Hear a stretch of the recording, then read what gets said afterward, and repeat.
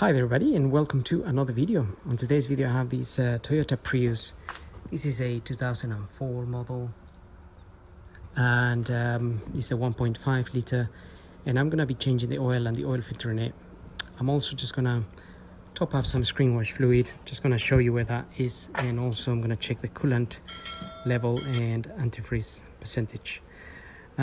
So I'll start with the where the screen wash fluid goes. Screen wash fluid goes in this tank, and it's obviously to clean your windscreen.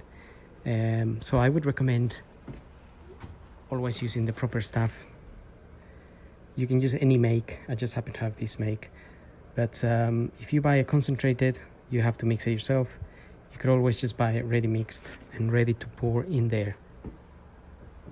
So it's best to have that stuff because it's not going to freeze if you're in the middle of winter, -5 degrees. If it's only water in here, it's going to freeze, and when you're in the motorway, you're not going to have any water coming out just when you need it the most. So also don't add any washing up liquid because it also freezes. It doesn't actually work like the actual stuff, which is like an antifreeze type of liquid.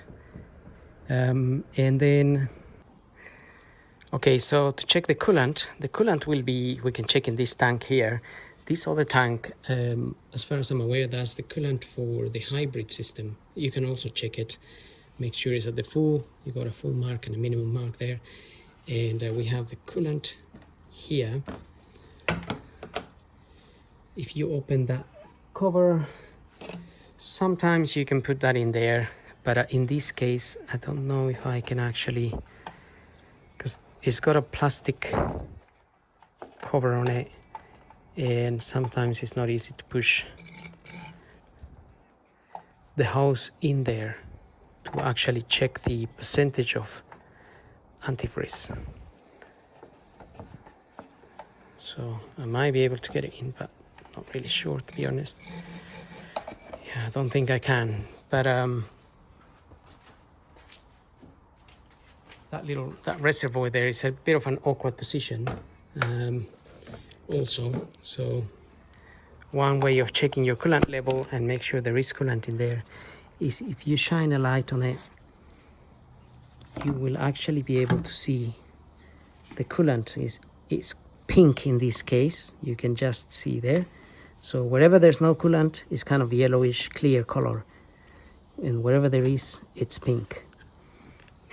If the whole thing was clear, then you may actually have water in there or no coolant. So that's something to investigate.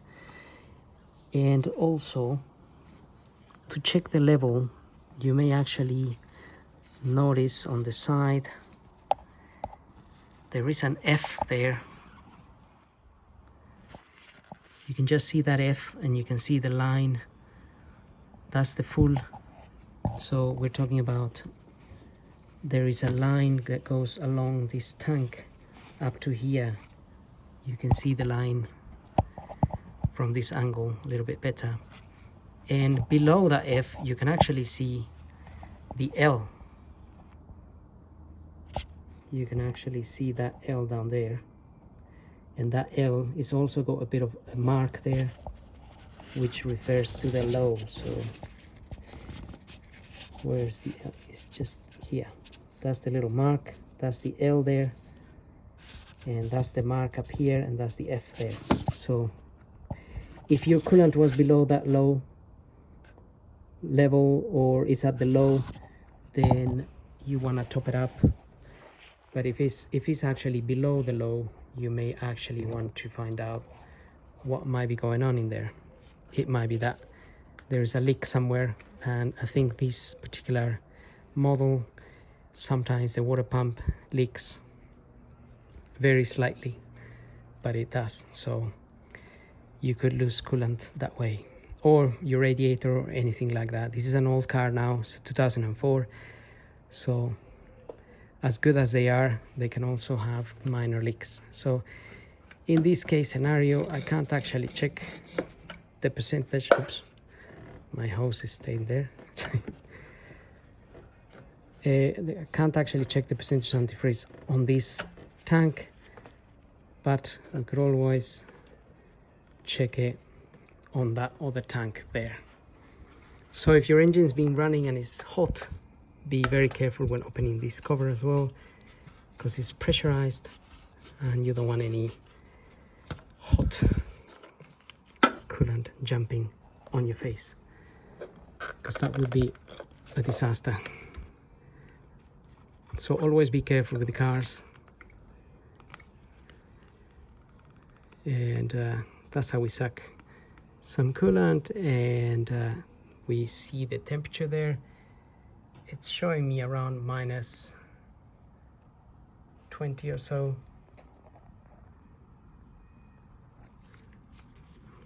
Actually, it's gone to minus 25. So that means this coolant, for this liquid to freeze, it will have to be minus 25 outside, the temperature outside. And so that's a good level of coolant. You can also see the color is nice and pink. It's not contaminated. So I'm actually quite happy with that level there. And also, same idea, you could shine a light and check. So you have a full mark there and you have a low mark here. So this is like this is in between the low and the full. Actually, it may need like 100 mils topping up, but I'm not really concerned about any leaks or anything like that, because it's pretty much at a good level. That is a good level to be at anyway. We're talking about really, I can see is up there, so it's just millimeters. So with that said, I'm actually quite happy with that. Don't really need to do anything. If it was below the low, that's when I would get concerned. Right, now we can move on to the oil and the oil filter. And don't forget to put your cap in here. Make sure it clicks in there. Okay, and that's it. Let's move on to the oil and the oil filter. So here's the filter I'm going to be using. This is a ADT 32109 blueprint. That's the filter there. That's the one I'm going to be using. And also I'm actually going to use 5W30 oil in this engine. So they do recommend also 0W20 or 0W30, but I'm going to use 5W30 Castrol. So now I'm going to get the car up and we can drain the oil, but obviously I need to switch it off first. So at the moment it's running, so I'm still waiting for it to warm up a bit. Then I'm going to switch it off and then we can proceed. Right, so my engine is warm up now. It's nice and warm. So before I actually put it up on the ramp, just one last thing here, a couple of things. One is I'm going to pull the dipstick just to allow some air into the system, and also I'm going to open the oil filler cap here and leave it open. Just leave it sitting there. This is going to allow some oil, some air into the system, so the oil drains a little bit faster as well. And another thing, the actual capacity, the oil capacity on this car with a filter change is 3.7 liters. Without a filter, is 3.4 liters. So if you were doing a service like every 6 months, perhaps you might not change the oil filter, depending on the mileage that you did, of course, but that's why they give you the figures there. And the actual oils that they recommend here, oil grades, are 20W50, 15W40, or 10W30, 5W30, not 0W20. So I was thinking of the newer Prius, which uses 0W20, but this is quite an old one. So like I said, I'm gonna use 5W30 and yeah, 3.7 liters. So if in doubt, have a look at your manual. That always helps. So Prius on a manual. Right, so now we're ready to tackle the oil and the filter. Okay, so looking at the car from underneath, we have this sun plug bolt right here, which is a 14 mil, which we want to open that and make sure you have an oil pan to catch the oil. And just one more thing to remember is if the car has been running a lot, that the oil can be very hot, so just be careful not to burn yourself when you open that. In my case, obviously I just I warmed up the engine, but not too much. And also don't forget there is a little washer there, and drain that oil. And while that is draining, we also have our oil filter just sitting there. So while the oil is draining, you could prepare your filter, and I'm gonna use this socket here to remove the old oil filter that fits in there. And the size of these, it's a written somewhere here, is actually 6514. That's what's written in there, 6514. In fact, this has got two sizes, so it's got the 65 and the 67, and we're using the inner one, which is a little bit smaller. So while the oil is draining, we could also remove filter.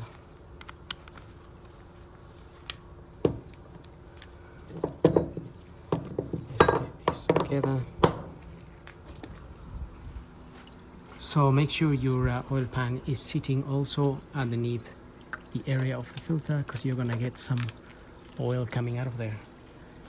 And this shouldn't really be too tight, as it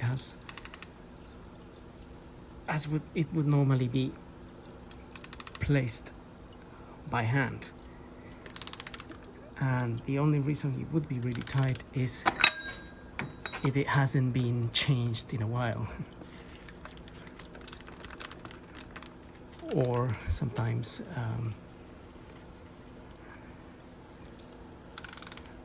okay, now it's loose.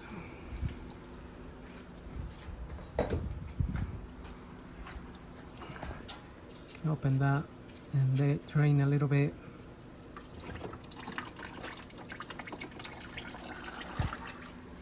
So what I normally do is I like to put a little bit of a multi-purpose grease around this rubber here. That really helps matters as well. So next year when you remove this filter, it'll be a lot easier. And also when you fit it now, as you press this in by hand, this rubber is just going to slide and it won't get damaged. So yeah, many people don't do that, and the rubber is still okay, strong enough. But if we can avoid the risk of damaging that O-ring there, then why not? And so we can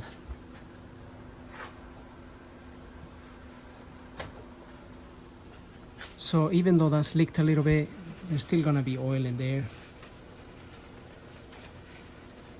So just remove it carefully.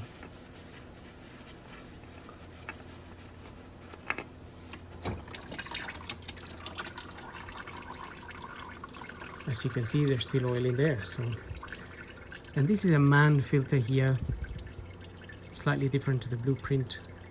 I mean, exactly the same, but what I mean is it's different make. So W683.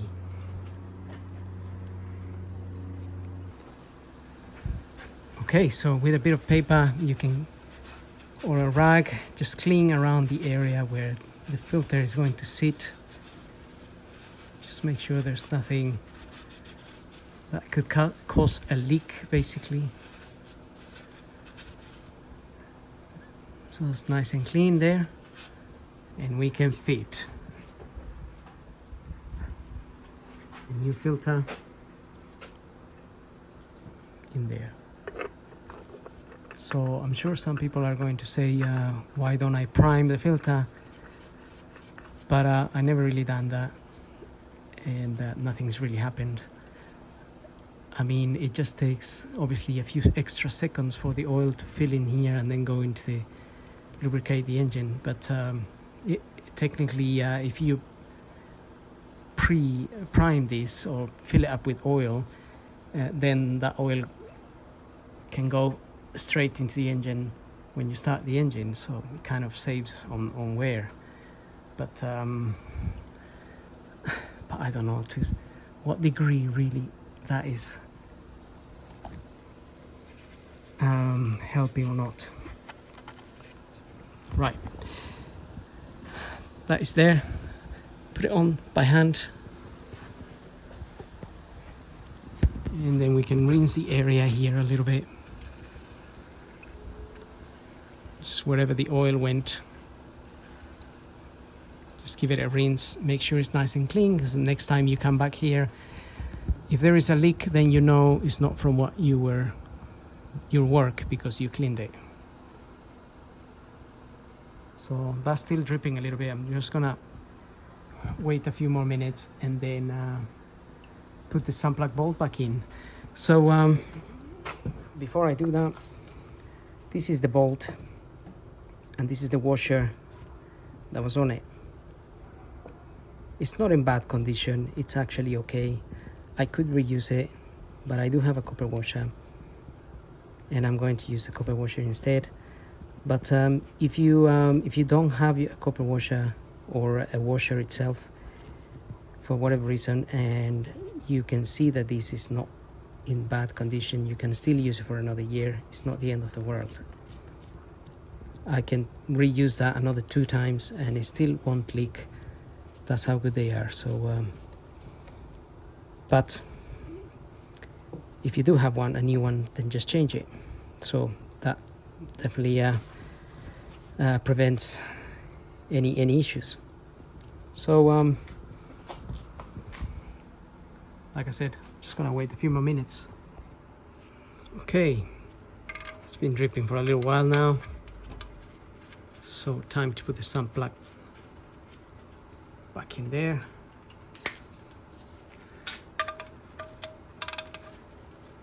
And we can just tighten that a little bit.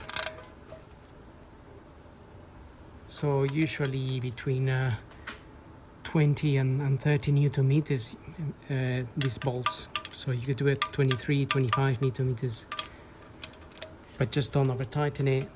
Don't damage your sump or your bolt, otherwise you're stuck. So that's it. Now again, rinse the area there, make sure there's no oil. So I'm just using some brake cleaner here to rinse oil, and that's pretty much it as far as changing the filter and draining the oil from here. Now I'm going to lower the car and we can top up some oil. Okay, so time to top up some oil. Just take the oil filler cap out, maybe put something like this on there, and then you can top up your oil. So what I'm gonna do is I'm gonna put the 3.7 liters in there, and then I'll come back to it. Okay, so I almost got 3.6 in there.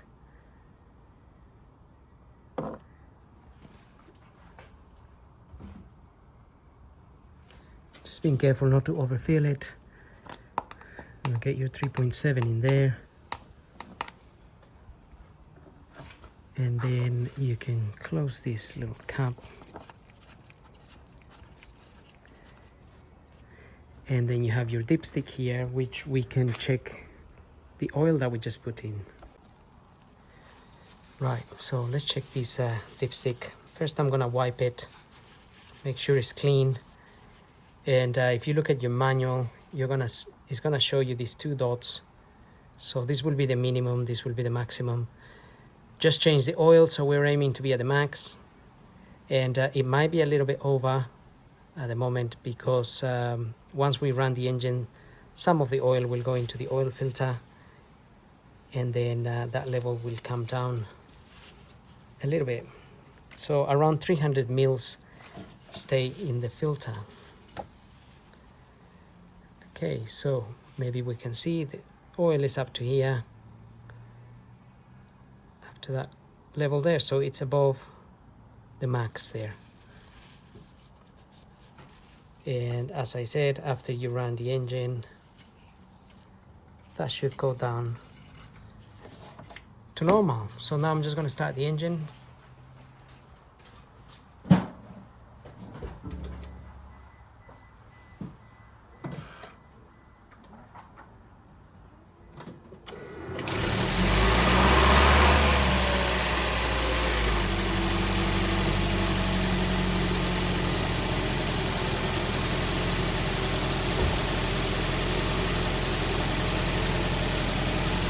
So I'll just let it run for a few seconds, and I'm gonna go and switch it off now.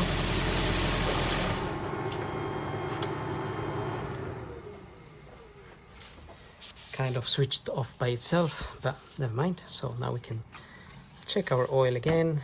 So I'm just gonna wipe that out.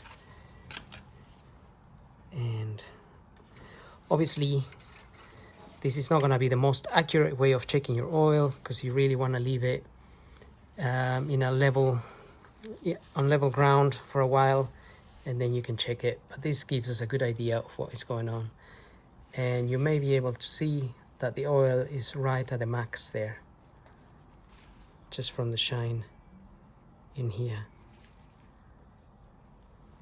So the excess oil that was here is gone into the filter,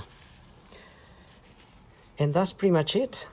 So happy days, all is good, engine is good, all running well, and there's nothing else to do here. So having done that, I hope the video helps. Don't forget to subscribe, and we'll see you on the next video. Thank you for watching.